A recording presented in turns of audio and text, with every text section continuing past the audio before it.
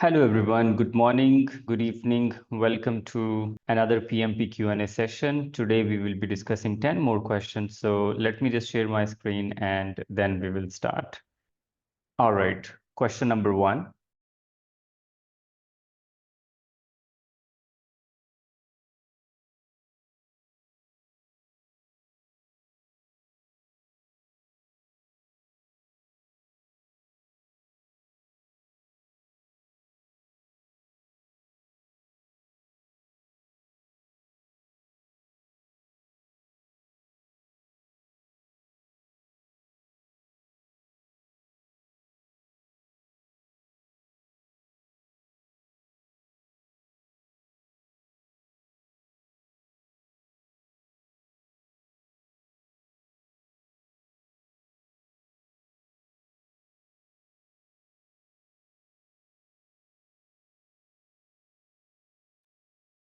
All right, Vivek, you have chosen option B.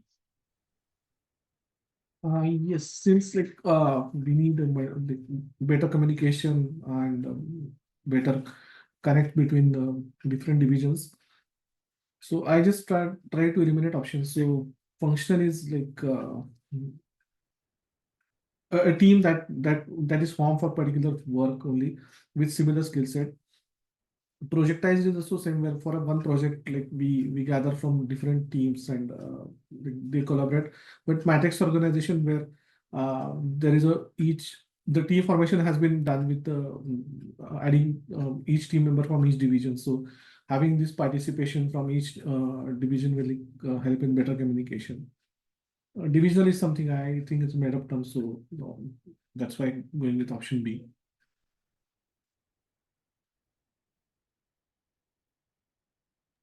All right, thank you, Vivek. Rob, you have chosen option C.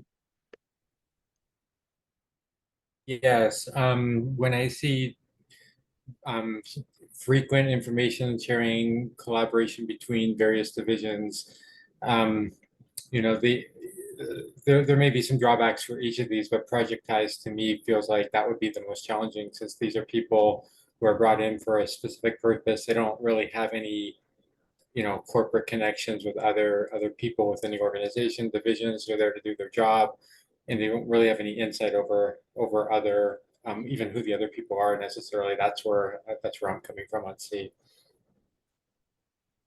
All right, thank you. Robin, you have chosen option D.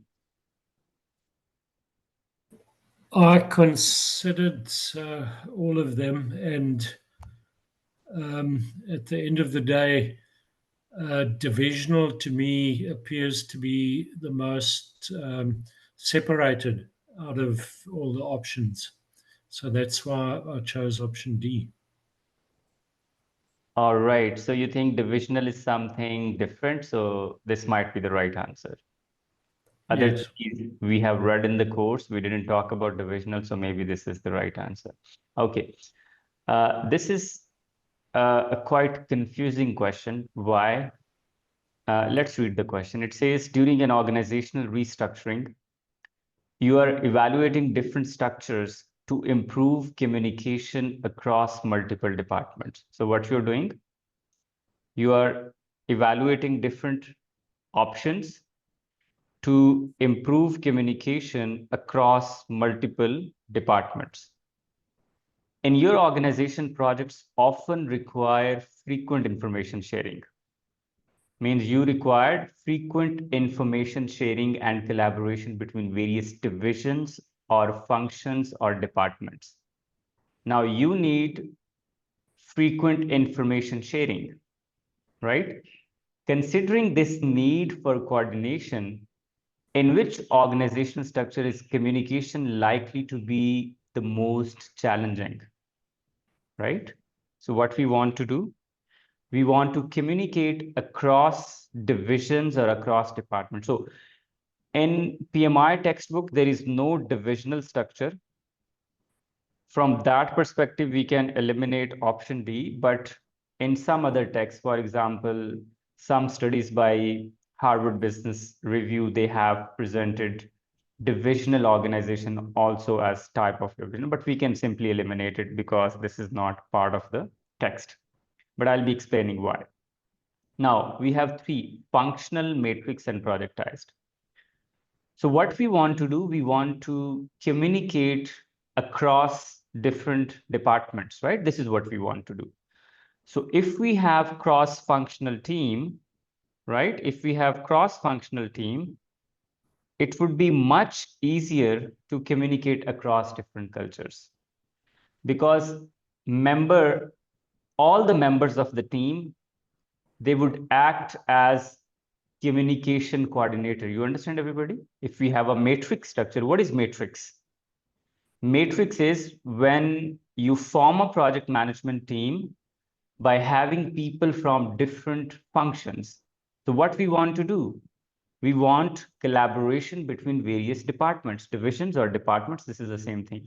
So considering this need for coordination, the best structure should be matrix. You understand, everybody? Because in matrix, we will be having people from different departments. And when they are part of a team, they will act as project coordinators for their respective departments. So communication would be much easier. You understand? However, if we talk about functional, in functional organizations, so for example, we have function 1 and we have function 2. So here we have functional manager, here we have functional manager, 1 functional manager, 2. Under functional manager, we have, let's suppose, senior manager, we have manager, right? Here we have senior manager, here we have manager. Now, if this manager wants to talk to this manager, they cannot do direct communication because these are silos. Functional organizations are silo-based organizations. There is no direct communication. If they need to communicate, they need to follow this hierarchy. So communication is challenging. You understand?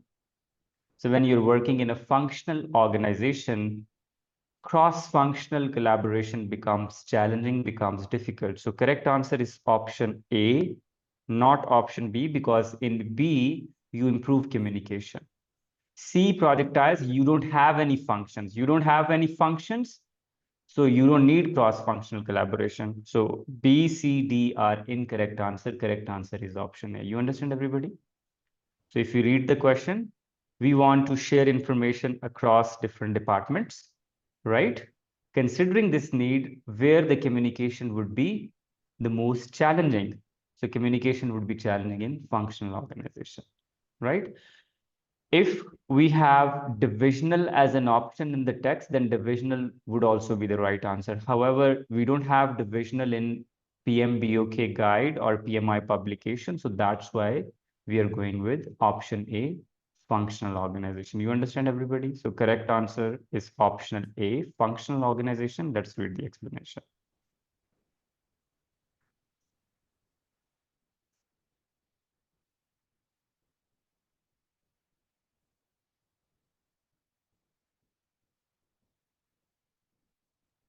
Because each department operates in silos, communication between them is often limited and can require formal channels, making it slower and less effective. So that was the question, where the communication would be less effective or challenging. So it's the functional organization.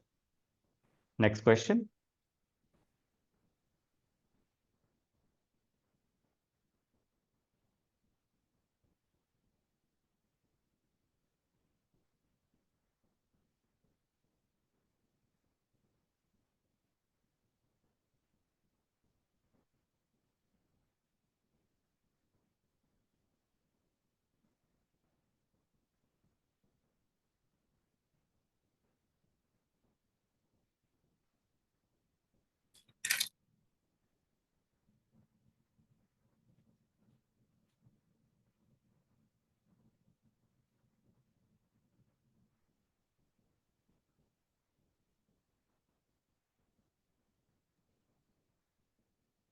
All right, Rob, you have chosen option D.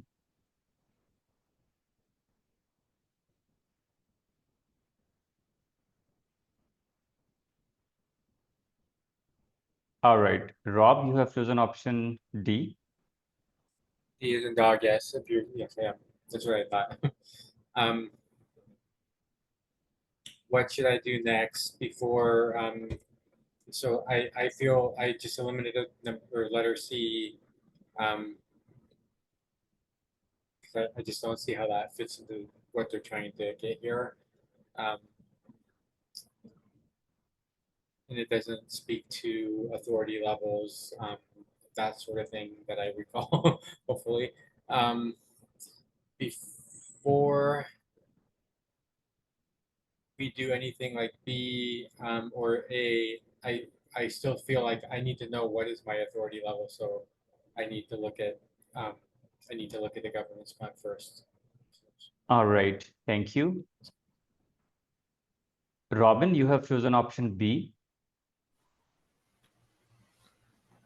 Yes, with it being a change order, I would say that all change orders need to go to the change control board, and most of them most probably would have a cost implication. So it's just like part of what happens. All right, that's an interesting point that Robin has raised. Like all the changes should go to the CCB. Now, for example, Robin, let's take an example. Like there is a change with the cost impact of $500, let's suppose, in a $1 million project, or there is a change with $2,000 impact.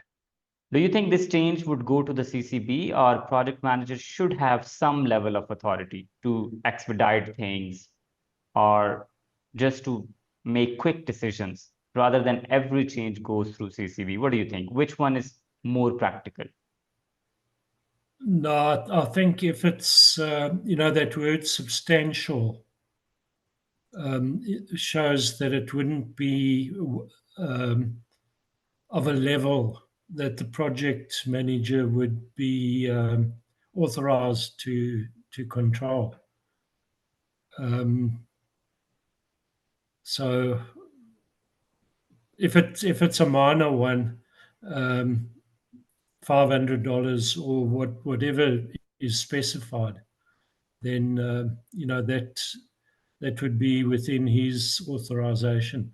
But if it's substantial, that would be something different. All right. Thank you for bringing this point. Like substantial is the key word. Okay. Yes, substantial means impact is a lot, but the problem here is that it says you are unsure whether you have the authority to approve this change due to unclear authority level. So that's the problem here. You're not sure about it. So yes, if you're sure like it's substantial and it is beyond your control, then you will be forwarding it to the CCB. Since here you don't have clarity, so in order to seek clarity, you need to review the relevant document just to seek clarity, because it's not difficult. All the authority levels are written. Now the question is where we can find that authority level. So yes, you're right. It is substantial. All changes would go to the CCB if they have impact more than your authority level, but you're not sure what's your authority level. So first you need to check what's your authority level. Now we have change control board, we have project charter, governance plan, 3 documents. So remember, change related authority levels are documented in change management plan.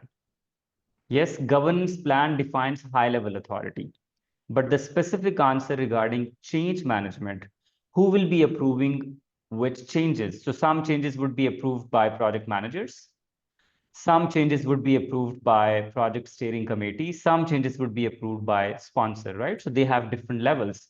Now these authority levels are defined in change management plan. So correct answer is option A. Let's read the explanation.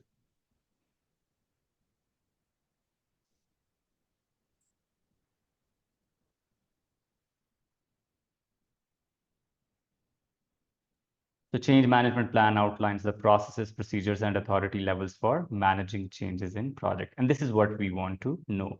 First, we understand the authority level, then we can forward the change to the CCB or the relevant forum. Next question.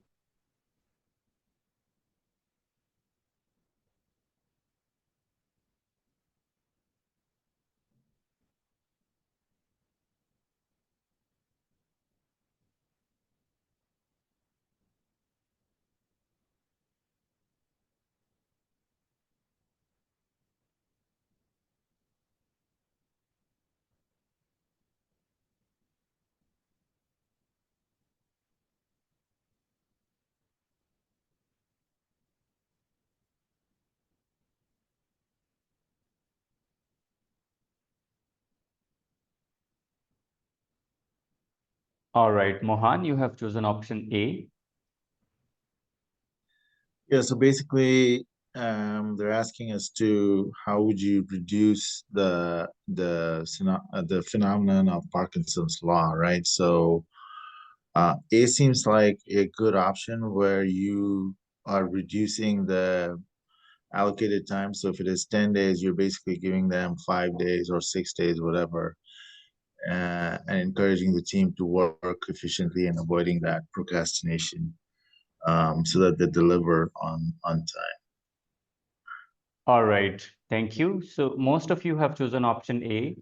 So yes, that is correct. Parkinson's law says effort expands to the availability of time.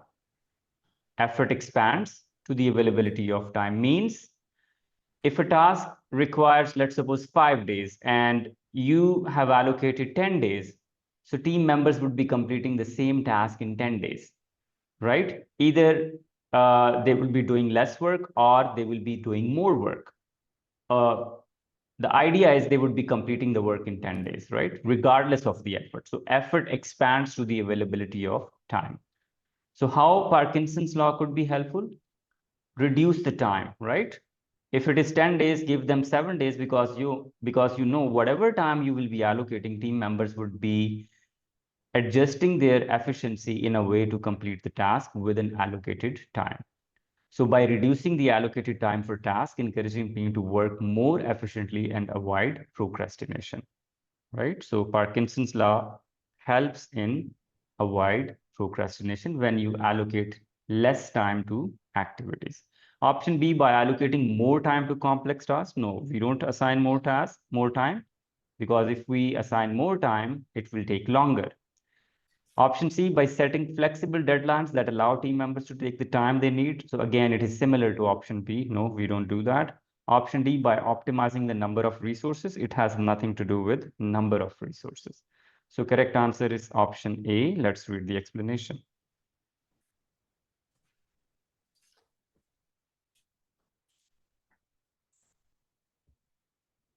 Next question.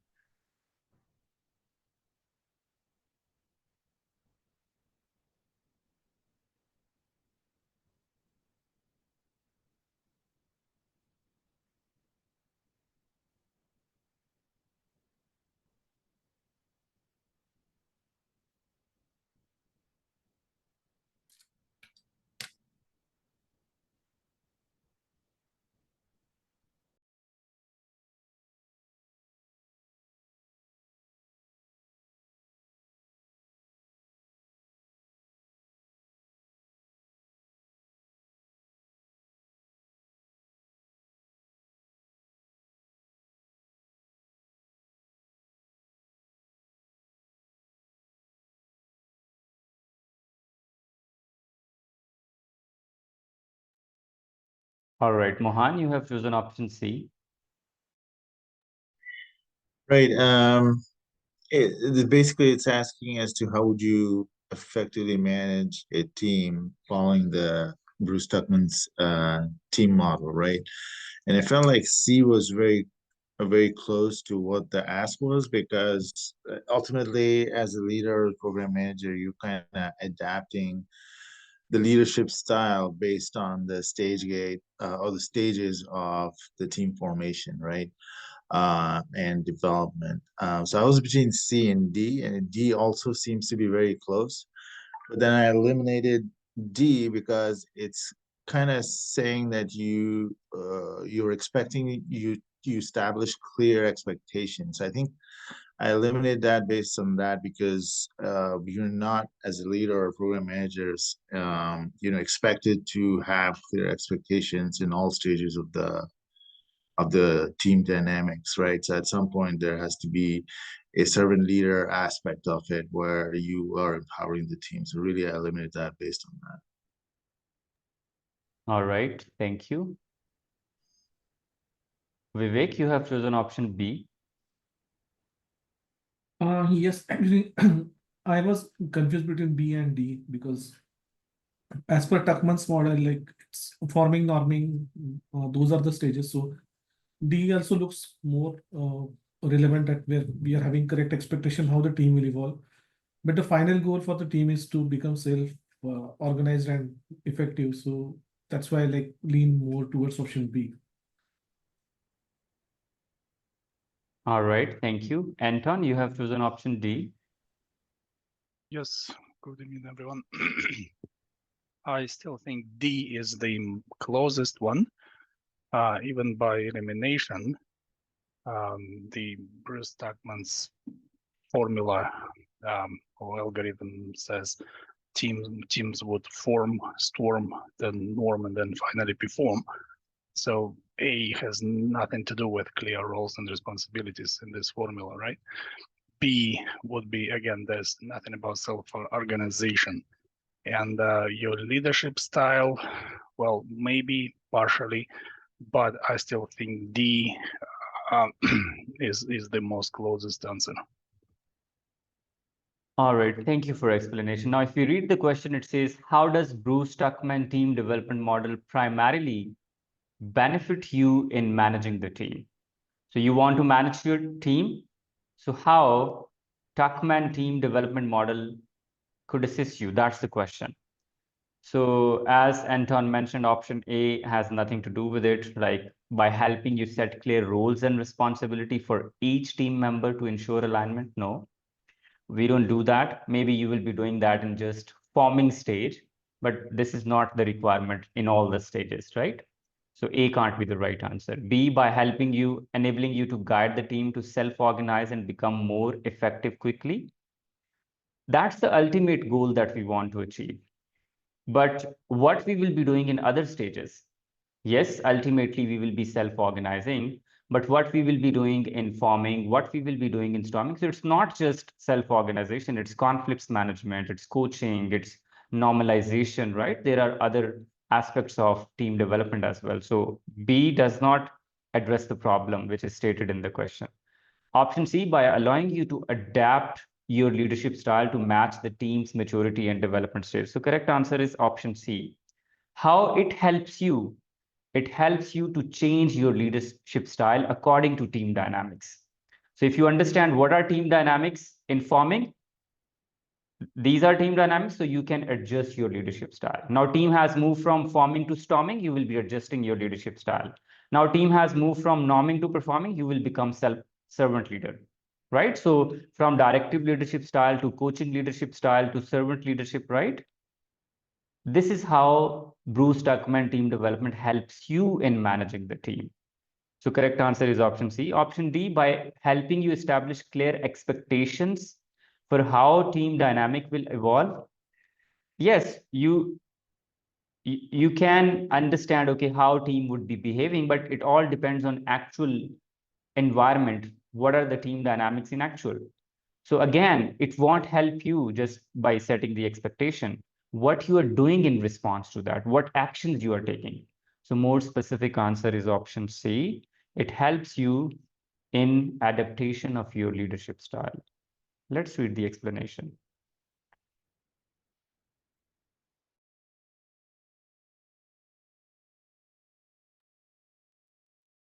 Next question.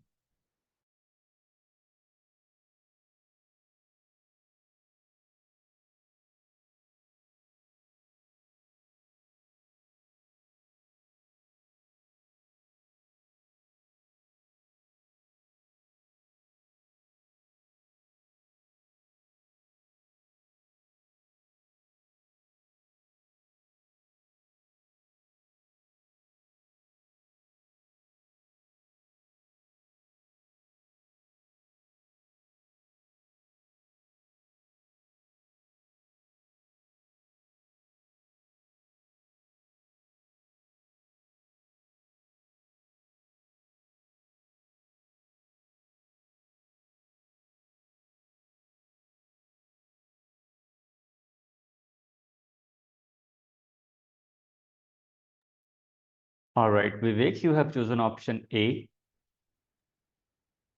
Yes, I remember with Salience model, we have like structure where influence and power and interest of the stakeholders, we categorize them according to their authority, power, and interest and so there are three aspects of it, and that's why which is like mentioned in the option A, where we are categorizing the stakeholder based on their level of influence, their interest, and their authority. So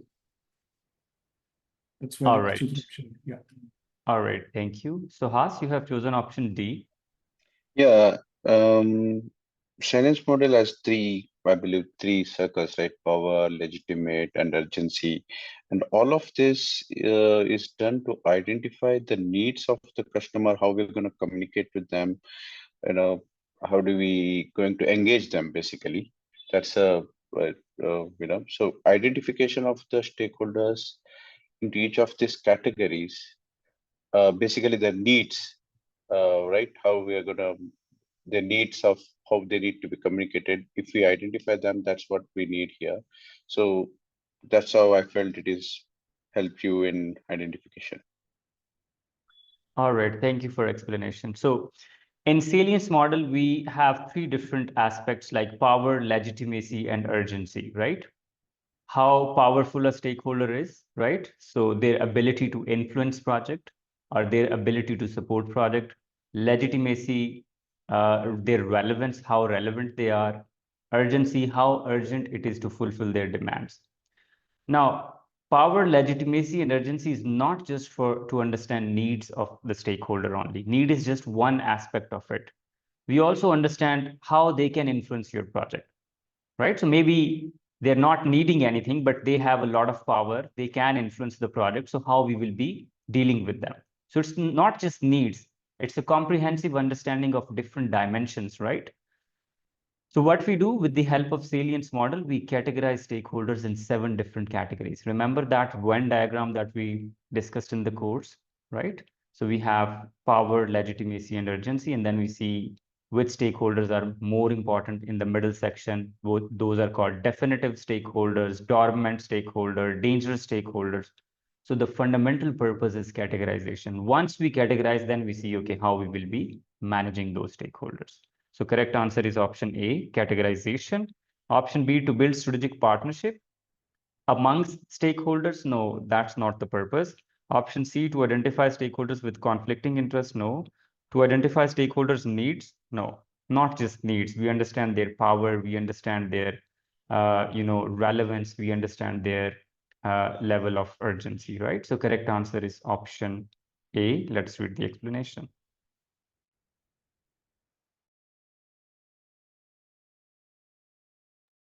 Next question.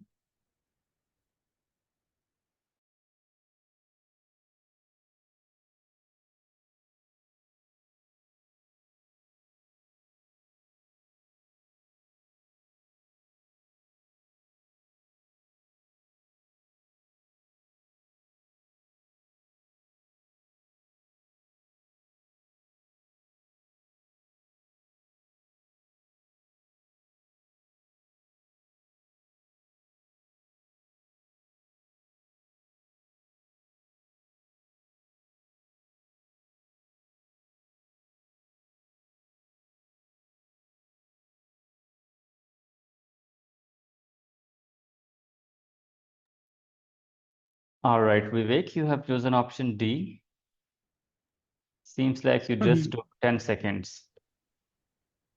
Yeah, according to the PMI principles, whenever such issue or such situation occurs, we need to first identify like what is the impact, and we need to understand like what are the repercussions of it on the scope, schedule, and resources. So that's an option D. Other options like to update issue log and funding problem potential impact. So even for updating issue log, we need to understand the impact. So B cannot be the right answer.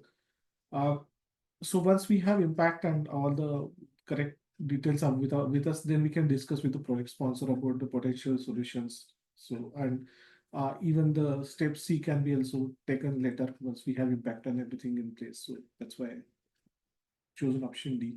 All right. Thank you for detailed explanation. So Has, you have chosen option B.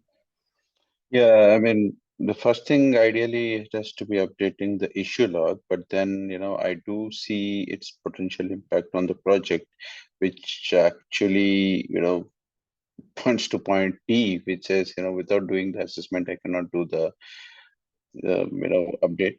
But if part B, that is its potential impact on the project, is not there, then yes, B would have been. But I think D also seems good. But yeah, I still go with option B because I've chosen it. All right, thank you for detailed explanation. So yes, whenever you have an issue, the very first thing is you update the issue log, you document the issue. This is what we discussed in the issues management section. So first you document, then you do detailed analysis and everything. So for example, whenever there is an issue, some impact is very obvious, right?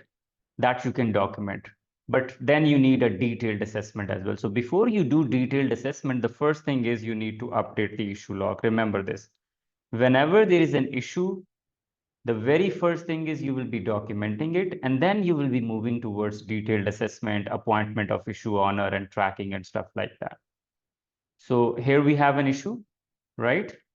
An unforeseen risk has occurred, right? So we call it an issue, and issue is documented in the issue log. Once the documentation is done, then we move to the other options, assessment or looking for strategies. So correct answer is option B. Let's read the explanation.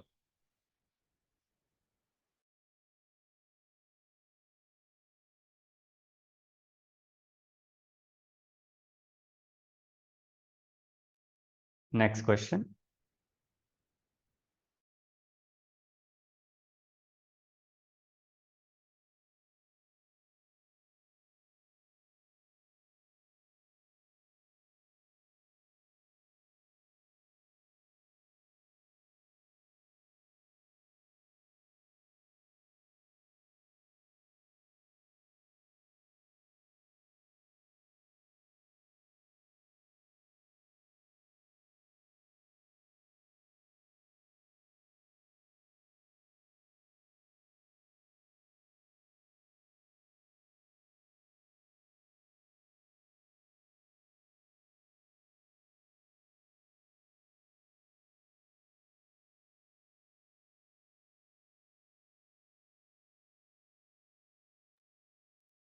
All right, Mohan, you have chosen option C.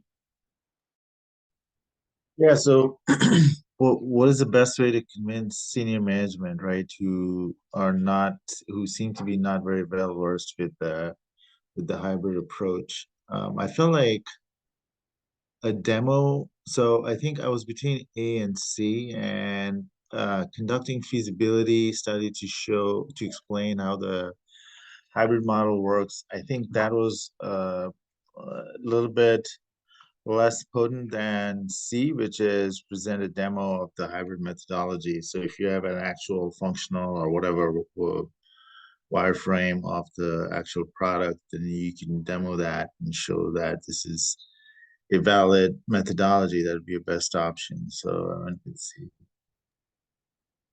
All right, Mohan, you said it seems like senior management is not well versed with hybrid methodology. So from where you got this indication that they're not knowledgeable about hybrid? What says the project team knowledgeable in hybrid methodology is facing frequent conflicts with senior management who have strong arguments in favor of other approaches, right? So I assumed, I know you asked not to assume, but I assumed the contrary, which is, we're talking about hybrid methodologies. The project team is well versed with it, but they're facing questions, from senior management. All right, so yes, if it is written in the statement, then you're absolutely right. We will be presenting a demo, or we will be providing trainings about hybrid methodology, but there is no indication in the question that says that senior management lacks knowledge about hybrid methodology. They don't lack knowledge. They just have biasness, or they have strong argument in favor of other approaches. Maybe they're saying Agile is the best methodology, let's suppose, or waterfall is the best methodology. So they have strong argument. Now, how you can counter that? what you will be doing that. Okay, that's the question. But thank you for explanation. Rob, you have chosen option D. And it might come back to bite me because I'm not sure that's what's best for the project, which is what we're supposed to be going for. I felt like provide training tests and same. So C is not the right answer, and B is even less so. I feel like at this point, well, as I reread it, maybe A. I mean, it's between A and D, and as I'm thinking and saying, I might be switching to A as I say it, as I reread it, and feel like, yeah, this isn't the point of negotiating at this point. Sorry, I'm like so wishy-washy. I think I chose everything but the right one.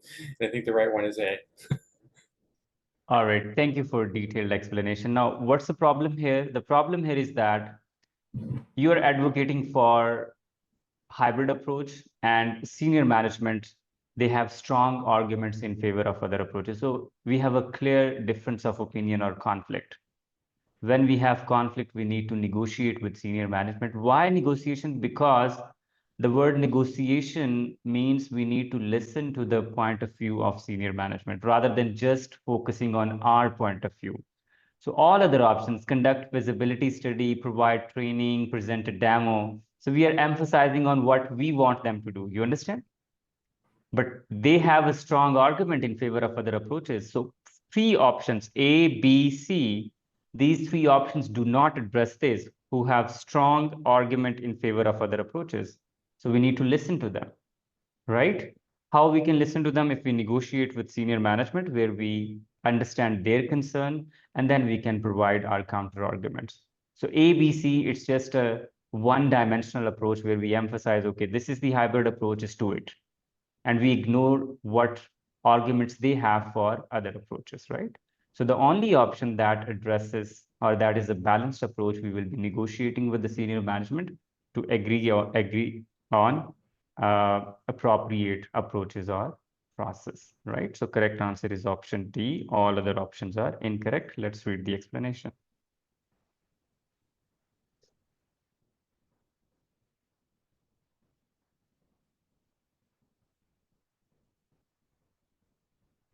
So other options do not address the core conflict of senior management if senior management already has strong argument in favor of other approaches. Next question.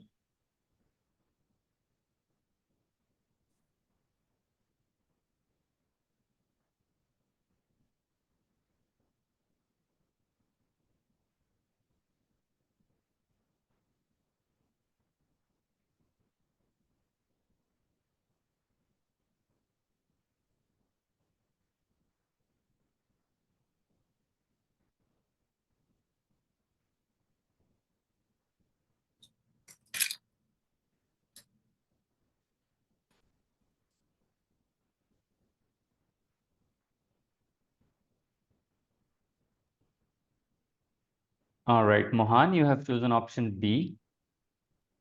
Oh my God, I thought I was right. Um, I'll kill myself if this is not the right answer.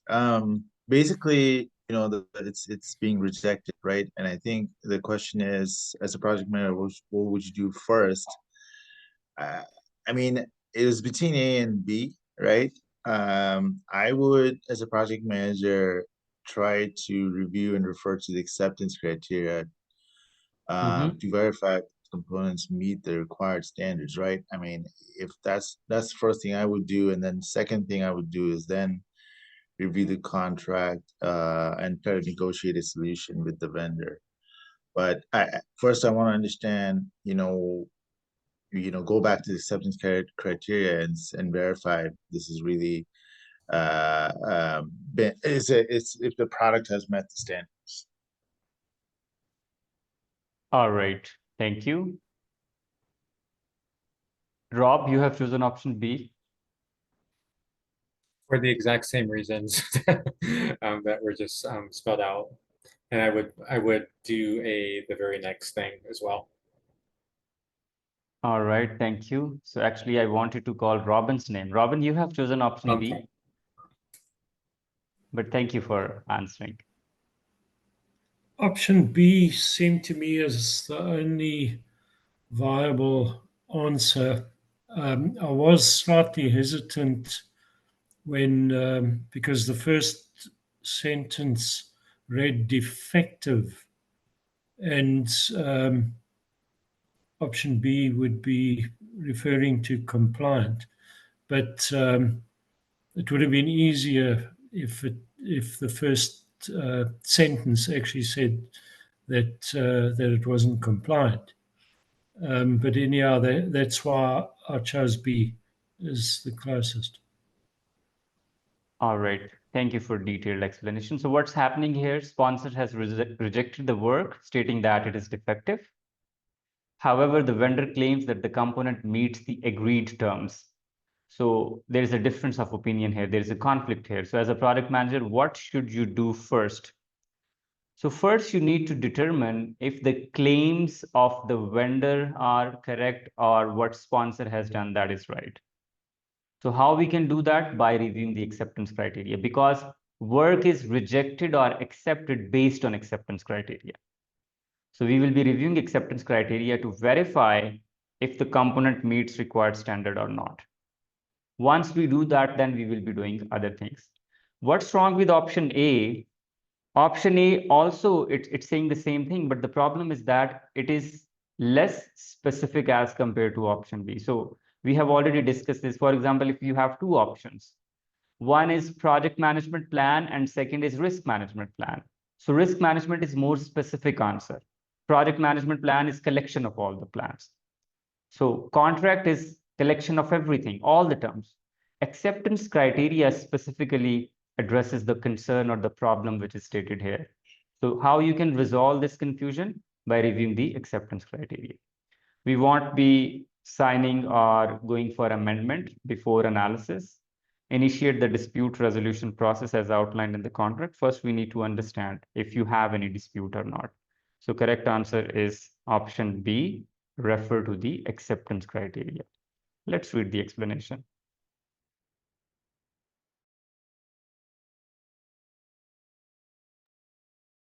Next question.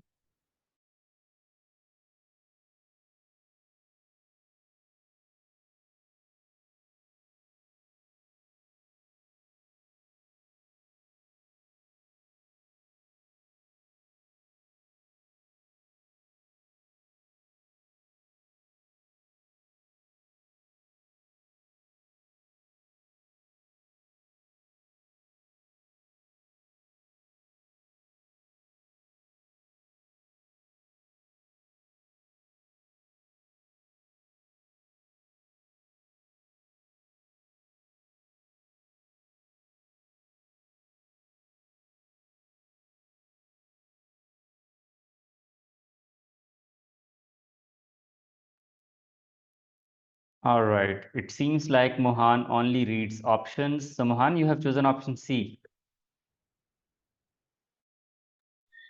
What do you mean? I read the options, then read the question? Is that what you're trying to say? No. You just read the options and then you see C looks good. Okay, let's go for it because you answered so quickly. I mean, I've learned, so here's the thing, I've learned how to speed read, right? So I mean, before I was like really getting deep into it, but now I learned how to speed read, similar to after attending all these sessions. I've been getting better in that. So basically the issue here is, they want to do it's a complex technical challenge, right? Which involves integration with an external API. And what is the best thing that the project manager should recommend doing, right? So it seems like C seems to be like the most appropriate response, where you have a architectural spike for addressing those technical challenges, right? Investigating that, to reduce uncertainty. D is a risk spike, which doesn't seem to be a risk associated issue for now.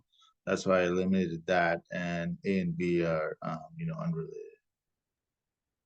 all right, thank you. Lala, you have chosen option C. Yeah, so I went by the elimination techniques. I eliminated A, allocate more time to the sprint, um, to discuss to brainstorm possible solutions. So they're unclear here and about the project's architecture of a future development effort. So that's telling me that it's a kind of architectural spike issue that they have, and they're unclear about it on the question. So that's why I eliminated A, and then I also eliminated B, increase the sprint length, which we don't do that. And then so between C and D, and C was specifically was saying conduct an architectural spike to investigate technical challenges and reduce uncertainty. So here we're uncertain, right? And the question clearly says the team is uncertain about the potential impact. So that's why I went with C instead of the D here. And it's All not right. at risk. So there's uncertainty. We have to clarify that. Because of that, we just allocate a spike. All right. Thank you for detailed explanation. Now, the difference between architectural spike and risk spike is that architectural spike deals with the design element of the product, where what you do, you develop a model of the product or whatever you want to do, and then you see how this would behave. So this is a kind of a testing where you learn about the behavior of the product. So you develop a basic prototype or basic version to see how the product would be behaving, what would be the impact and what would be the challenges. So what's happening here, you want to do integration. So it involves integration with an external application programming interface that is new to the team and has no clear documentation available. So you're not sure how this integration would work. So the team is uncertain about the potential impact of this integration. So if you're unsure about the potential impact of this integration, you will be doing integration to see what would be the impact. So just doing risk spike. What is risk spike? Risk spike is just analyzing the risk, analyzing the uncertainty. Architectural spike is more practical. You actually develop a model and then you see how it will react. So if you want to see what would be the implications or how this integration would react, correct answer is we will be going with option C, conduct an architectural spike, because in architectural spike, you develop the model and then you see how it would behave. Risk spike is more like just doing risk analysis, right? So yes, both options address uncertainty, right? The one option that clearly addresses the concern of how the product integration would react, that is option C. So all other options are incorrect. Option A, allocate more time in sprint. It has nothing to do with time. Increase the sprint length. We do not increase the sprint length, right? Correct answer is option C. Let's read the explanation.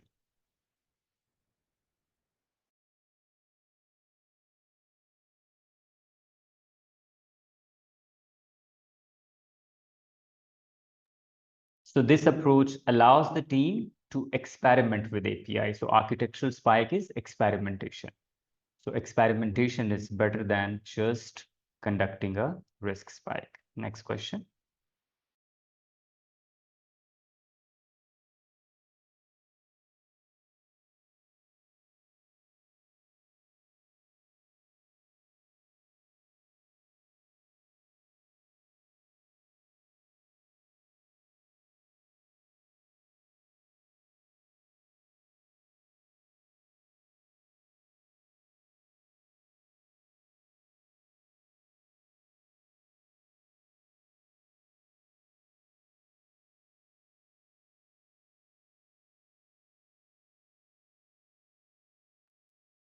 Mohan, you have chosen option D.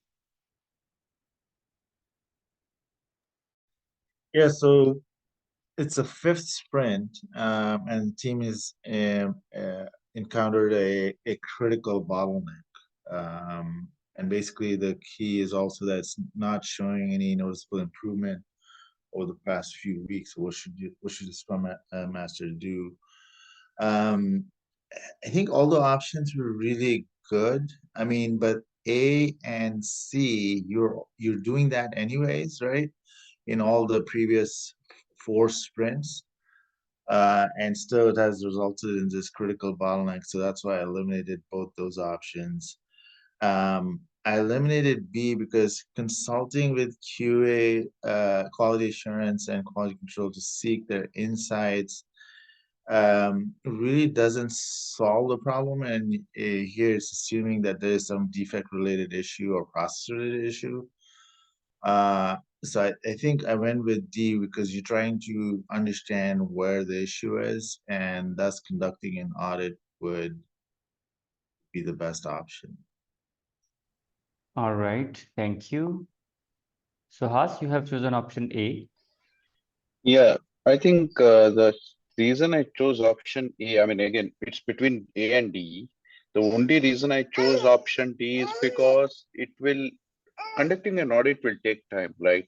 I mean, the best thing, at least if I have some lesson learned from any of the previous sprint, of course, it could have been done. But I think the only reason I chose because audit will take its own time. I'm not sure whether how it will impact the schedule. So that's the reason I chose option E. All right, thank you. Robin, you have chosen option C. Yes, I struggled to get to C, but I thought that at the end of the day, frequent retrospectives is what was necessary to get to the bottom of the problem, to identify and suggest improvements, which is what the retrospective is for. So that's why I chose option C. All right, thank you. Lela, you want to say something? Yeah, I think now that I see it, the question is saying how we can improve this, right? So in the past 5 sprint that we see there's no improvement and there's a bottleneck. So lessons learned, I mean, if we first I was thinking of lessons learned, but then once I saw the 5th sprint and there was not an improvement. So even if we look at the lessons learned, it's not going to help us because we're constantly seeing that happening. And then retrospective is the one where we come and then see how we can improve what we have done wrong and how we can improve it. I think that's what the meaning of that is. So in that case, I think will be better choice than a D actually. All right, thank you for detailed explanation. Now, the statement of the question is slightly confusing. How? It says during the 5th sprint of a software development project, like we are in 5th sprint, team encounters the critical bottleneck. So it doesn't say the bottleneck was there from sprint 1, you understand? Or sprint 2 or sprint 3. It says during 5th sprint, the team encounters the critical bottleneck. And then it says that has not shown noticeable improvement over the past few weeks. Now, we have no idea what is meant by past few weeks. Past few weeks could be within 5th sprint. For example, if your sprint length is 4 weeks, the past few weeks could be within 5th sprint, or past few weeks could be 4th sprint or 3rd sprint. You understand? So we have no idea when the issue was there in the first place and how much time we have. So, but what we can see is we are in 5th sprint and there is an issue which we are not able to handle. So what we should be doing? So in Agile, what we do, we conduct retrospective. Whenever we have a problem, we conduct retrospective. Retrospective is team meeting where we discuss what went wrong, what went right, and what are areas of improvement or how we can improve. So improvements are discussed in retrospective. Review lessons learned from previous sprints. Not sure if the bottleneck is similar to the previous work, it is new or what, or previous sprints are helpful or not, because in different sprints, we do different work, right? Different features. We're not sure if previous sprints would be helpful in this situation. So we can easily eliminate option A. Option A, consult with the QA and QA team. No, team members, they do all the tasks themselves. So there is no delegation here. Option C, hold frequent retrospective. This is how we introduce improvement when it comes to Agile product. Option D, conduct an audit. Audit is a process study tool. When you want to study your process, right? So it's a process improvement, right? So D can't be the right answer. Correct answer is hold frequent retrospective. And interestingly, there is no specific time for or fixed time for retrospective. Yes, in Scrum, we do retrospective at the end of a sprint, but we can conduct it at any point in time. Whenever we want to solve a problem, we conduct retrospective, right? So retrospective is learning from what you have done so far and specifically analyzing what went right, what went wrong, and how you can improve. So retrospectives are the meetings where you talk about improvement. So correct answer is option C. Let's read the explanation.